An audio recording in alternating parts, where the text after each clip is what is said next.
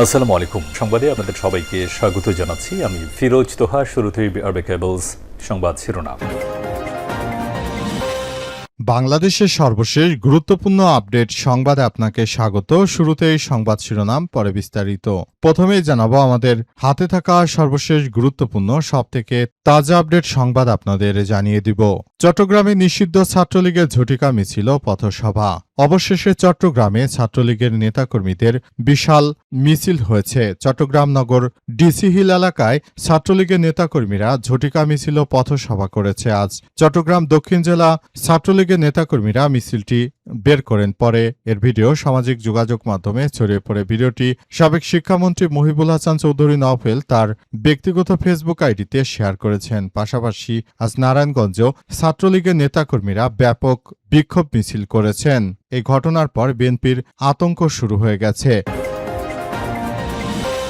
এরপর জানাবো, খুলনায় বিএনপি অফিসে ঢুকে গুলিবর্ষণ, আহত 2। খুলনায় যুবদলের এক সদস্য সহ 2 জনকে তাদের অফিসে ঢুকে গুলি করা হয়েছে। আহতরা হলেন পুটিমারি বাজার কমিটির সভাপতি ও যুবদল সদস্য মাসুম বিল্লাহ 33 ও জাহিদ 35। আজ লবণচড়া পুটিমারি বাজার সংলগ্ন জলমা ইউনিয়নের 9 নম্বর ওয়ার্ড বিএনপির অফিসের ভেতরে এমন ঘটনা ঘটে। বিএনপি ক্ষমতায় থাকা অবস্থায় নিজের নেতাকর্মীদেরকেই তারা রক্ষা করতে পারছে না। এদিকে 11 জন নারীকে ধর্ষণের পর হত্যা, গ্রেপ্তারের 1.5 যুগ পরও বেঁচে আছেন সেই রসুখা। বাংলাদেশের আইন শৃঙ্খলা এমনই। রাজধানী পল্লবীতে 7 বছরের শিশু রমিসা আক্তারকে ধর্ষণের পর নির্মমভাবে হত্যার ঘটনায় একাধিকভাবে শোকে স্তব্ধ সারা দেশ। কিন্তু 11 জন নারীকে ধর্ষণের পর হত্যা, গ্রেপ্তারের পর 1.5 যুগ ধরে এখনো জেল হাজতে বসে আমাদের পয়সায়, আমাদের ট্যাক্সের পয়সায় খাবার খাচ্ছে এই রসুখা। এখনো দিব্যি জেলখানা জামাই আদরে রয়েছে, অথচ তিনি 11 জন নারীকে ধর্ষণের পর হত্যা করেছেন, অথচ এর কোনো বিচার হয়নি। এবারে জানাবো, ময়মনসিংহ উত্তর জেলা ছাত্রদলের সাধারণ সম্পাদক আর নেই। সদ্য ঘোষিত ময়মনসিংহ উত্তর জেলা ছাত্রদলের সাধারণ সম্পাদক একেএম সুজাউদ্দিন 36 মারা গেছেন। আজ 8টার দিকে ময়মনসিংহ মেডিকেল কলেজ হাসপাতালে চিকিৎসাধীন অবস্থায় তার মৃত্যু হয়েছে বলে ছাত্রদলের নেতাকর্মীরা নিশ্চিত করেছে। মৃত্যুকালে তার বয়স হয়েছিল 36। সদ্য ঘোষিত কয়েকদিনের আগে এক কমিটিতে তার নাম দেখা গেছে এবং তার নাম দেখা যাওয়ার পর তাকে নিয়ে অনেকেই গর্ববোধ করছিল, কিন্তু শেষ পর্যন্ত তার শেষ রক্ষা হয়নি। তিনি ওই পারে চলে গেছেন। এবং সর্বশেষ জানাবো, বাংলাদেশে যত সমস্যা হচ্ছে তার সবকিছু জামাত সৃষ্টি করছে বললেন বিএনপির ভাইস প্রেসিডেন্ট শামসুজ্জামান দুদু। বিএনপির ভাইস প্রেসিডেন্ট আবারও উদ্ভট ও পাগলের পোলা বক্তব্য দিয়েছেন। তিনি জানিয়েছেন যে বাংলাদেশে যে অপকর্ম হচ্ছে তার সবকিছু নাকি জামাত ইসলাম করছে। জামাত ইসলামের নেতৃত্বে নাকি বাংলাদেশে সব ধরনের অপরাধ সংগঠিত হচ্ছে। প্রিয় দর্শক, এতক্ষণ শুনছিলেন সংবাদ শিরোনাম, এবারে বিস্তারিত। তবে তার আগে বন্ধুরা, অনুরোধ থাকবে এই সংবাদটিতে একটি লাইক দিন। এই চ্যানেলে আপনি নতুন হয়ে থাকলে আমাদের সংবাদটি দেখতে দেখতে চ্যানেলটি সাবস্ক্রাইব করে রাখুন। কমেন্ট করে বন্ধুরা আপনার মূল্যবান মতামত জানিয়ে দিন আপনি বিশ্বের কোন দেশ থেকে বা বাংলাদেশের কোন স্থান থেকে আমাদের সংবাদটি দেখছেন এবং শুনছেন। আর বন্ধুরা, সংবাদটি আপনার সোশ্যাল মিডিয়া ফেসবুকে শেয়ার করে বন্ধুদেরও দেখার সুযোগ করে দিন। গাজা যুদ্ধে আপনি যদি নিরীহ ফিলিস্তিনিদের ভালোবেসে থাকেন বন্ধুরা, নিরীহ ফিলিস্তিনিদের আমাদের এই সংবাদটি দেখার সুযোগ করে দিন। এবারে বিস্তারিত। চট্টগ্রামে ছাত্রলীগের ঝটিকা মিছিল, পথসভা। চট্টগ্রাম নগরের ডিসি হিল এলাকায় ছাত্রলীগের কর্মীরা ঝটিকা মিছিল ও পথসভা করেছে। সেখানে বিপুল পরিমাণ ছাত্রলীগের নেতাকর্মীদের লক্ষ্য করা গেছে বলে দেখা গেছে। ছাত্রলীগের নেতাকর্মীরা তারা শেখ হাসিনা আসবে, বাংলাদেশ আসবে ইত্যাদি নানা রকম স্লোগান দিচ্ছিল এবং তারা বাংলাদেশটাকে সুন্দরভাবে গড়ে তোলার মধ্য দিয়ে তারা আবারও বাংলাদেশটাকে সুন্দরভাবে গড়ে তুলতে চায় বলে নিশ্চিত করেছে। ছাত্রলীগের নেতাকর্মীরা জানায় যে আমরা আমাদের নেত্রী শেখ হাসিনা বাংলাদেশে ফেরত আসবে সেই প্রত্যাশা নিয়ে আমরা প্রতিনিয়ত শেখ হাসিনার অপেক্ষায় রয়েছি। আমরা চাই শেখ হাসিনা বাংলাদেশে ফিরে আসুক এবং তিনি বাংলাদেশের জনগণকে যেভাবে আগলে রেখেছেন, বাংলাদেশের আর কোনো সরকারি শেখ হাসিনাকে এভাবে শেখ হাসিনার মতো কেউ আগলে রাখতে পারেনি। তাই তারা শেখ হাসিনা ফিরে আসবে বিধায় বিভিন্ন স্লোগান দিতে থাকেন এবং তাদের স্লোগানে মুখরিত হয়ে ওঠে পুরো এলাকা। তাদের স্লোগানের সংবাদ শুনে অনেকের ঘুম হারাম হয়ে গেছে, কারণ তারা নিজেরা আসলে চরমভাবে দুঃখজনক হলেও সত্য যে শেষ পর্যন্ত তারা শেখ হাসিনাকে দেশে ফেরা নিয়ে অনেক বেশি উচ্ছ্বাসিত ছিল। আওয়ামী লীগের নেতাকর্মী এবং ছাত্রলীগের নেতাকর্মীরা তারা চায় শেখ হাসিনা যেন বাংলাদেশে আসে এবং সুন্দরভাবে তিনি বাংলাদেশটাকে যেন পরিচালনা করতে পারেন, এমন প্রত্যাশার কথা জানিয়েছে ছাত্রলীগের ওই নেতাকর্মীরা। তারা চায় যাতে করে বাংলাদেশটা আবার আগের মতো সুন্দর করে পরিচালিত হয়। খুলনায় বিএনপির অফিসে ঢুকে গুলিবর্ষণ, আহত 2। খুলনায় যুবদলের এক সদস্যসহ 2 জনকে গুলি করে আহত করা হয়েছে। আহতরা হলেন পুটিমারি বাজার কমিটির সভাপতি ও যুবদল সদস্য মাসুম বিল্লাহ 33 ও জাহিদ 35।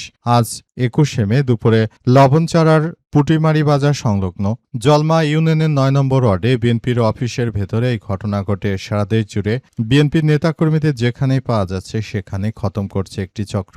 তারা বিএনপি ক্ষমতায় থাকার পরও কোনোভাবে বিএনপিকে ভয় পাচ্ছে না। তারা জানিয়েছে যে আমরা বিএনপিকে ভয় পাই না, আমরা এমনভাবে আক্রমণ চালাবো যে বিএনপি কল্পনা করতে পারবে না যে তাদের উপর কতটা আক্রমণ করা হচ্ছে। তারা এমনভাবে আক্রমণ চালাচ্ছে যে বিএনপির নেতৃত্ববৃন্দরা তারা একরকম, তাদের কাছে একরকম জিম্মি হয়ে যাচ্ছে এবং তারা আসলে কোনো কিছুই করতে পারছে না। পুরো বিশ্বজুড়ে এমন কিছু কার্যক্রম চালিয়ে যাওয়া হচ্ছে যেখানে দেখে মনে হচ্ছে যে আসলে সবকিছু চুরমার হয়ে যাচ্ছে। বিএনপির নেতৃত্ববৃন্দরা তারা পুরো পরিস্থিতির মধ্যে ফেঁসে গেছে এবং তারা আসলে কোনো কার্যক্রমই করতে পারছে না। এমন কিছু কার্যক্রম তারা চালিয়ে যাচ্ছিল যেগুলো থেকে বিএনপির নেতাকর্মীদেরকেই একদম ধ্বংসস্তূপে পরিণত করছে। বিভিন্নভাবে তাদের উপর এই কার্যক্রমগুলো চালানো হচ্ছে এবং যে কোনো মূল্যে বিএনপির এই ধরনের কার্যক্রমকে প্রতিহত করা হচ্ছে এবং সবকিছু ধ্বংসস্তূপে পরিণত হচ্ছে। 11 জন নারীকে ধর্ষণের পর হত্যা, গ্রেপ্তারের 1.5 যুগ পরেও বেঁচে আছেন সেই রসু খা। রাজধানী পল্লবীতে 7 বছরের শিশু রামিসা আক্তারকে ধর্ষণ ও নির্মমভাবে হত্যার ঘটনায় এবার চাঞ্চল্যকর পরিস্থিতি চলছে দেশজুড়ে। কিন্তু অত্যন্ত দুঃখজনক যে বাংলাদেশে এমনও মানুষ আছে যারা 11 জন মহিলাকে ধর্ষণ করে তারপর হত্যা করেছে, এমন ব্যক্তিও রয়েছেন এবং তিনি বর্তমান এখনও জেলে বসে বসে বাংলাদেশের মানুষের ভ্যাটের পয়সায় খাবার খাচ্ছেন, এমন ব্যক্তিও আছে। 11 জন নারীকে ধর্ষণের পর হত্যা করা হয়েছে এবং 1.5 যুগ ধরে তিনি বেঁচে আছেন জেলখানায়, তিনি আরামায়েশে জীবনযাপন করছেন। এই হচ্ছে বর্তমান বাংলাদেশের বিচার ব্যবস্থা।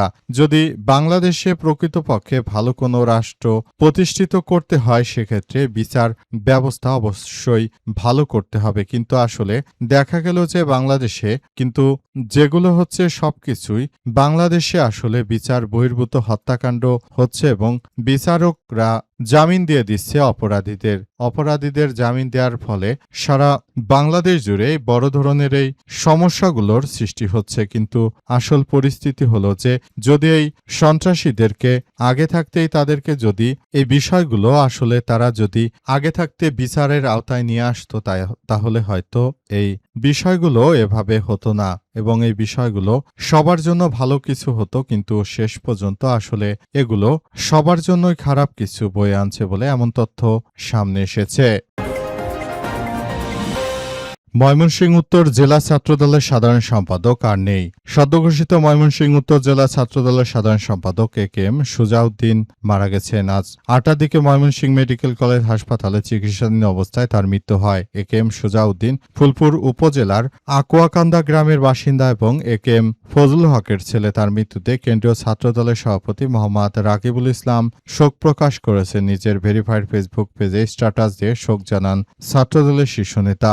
দলীয় সূত্র থেকে জানা গেছে যে আজ ভোর 4টার দিকে হঠাৎই বুকে ব্যথা নিয়ে অনুভব করেন এবং তার সঙ্গে তার নেতাকর্মীরা তাকে নিয়ে হাসপাতালে ভর্তি করায় এবং অবশেষে তার মৃত্যু হয়ে গেছে। তার মতো একজন ব্যক্তির মৃত্যুতে অনেকেই আলহামদুলিল্লাহ পড়ছে, কারণ ছাত্রদলের নেতাকর্মীরা অনেকেই ধর্ষণ, চাঁদাবাজি, রাহাজানি, সন্ত্রাসীর মতো নানাবিধ কার্যক্রমে জড়িত থাকার কারণে মূলত এর আগে ছাত্রলীগ মরলে যেভাবে আলহামদুলিল্লাহ পড়তো এবার ছাত্রদল মরলেও একইভাবে আলহামদুলিল্লাহ অনেকেই পড়ে থাকে বিষয়গুলো। বিভিন্ন সোশ্যাল মিডিয়াগুলো ঘুরলে আপনারা কমেন্ট বক্সগুলো চেক করলে বিষয়গুলো উপলব্ধি করতে পারবেন। ছাত্রদলের এই সন্ত্রাসী কার্যক্রমে সারা দেশ জুড়ে মানুষ অতিষ্ঠ হয়ে গেছে। এমনকি বিএনপির সন্ত্রাসী কার্যক্রমে সারা দেশ জুড়ে অসংখ্য মানুষ আসলে নানাবিধভাবে তারা সমস্যায় পড়েছে। বিএনপির এই ধরনের কার্যক্রম কোনোভাবেই গ্রহণযোগ্য নয়। সারা দেশ জুড়ে তারা যে ধরনের চাঁদাবাজি, রাহাজানি, সন্ত্রাসী কার্যক্রম শুরু করেছে, ক্যাপ্টেন হাসনাত আব্দুল্লাহ তিনি সব সময় সত্য কথাই বলেন যে বিএনপির এই চাঁদাবাজি, রাহাজানি থেকে বাংলার মানুষ মুক্ত হবে কবে? এজন্য কিন্তু জুলাইয়ে আন্দোলন হয়নি। আন্দোলন যেহেতু হয়েছে, সুতরাং বিষয়গুলো নিয়ে তারা কাজ করছে এবং তারা চায় আগামীতে একটি সুন্দরভাবে কার্যক্রম চালিয়ে যেতে, যে কোনো মূল্যে, যাতে করে সন্ত্রাসী কার্যক্রম বন্ধ করা যায় বলে এমন তথ্য সামনে এসেছে।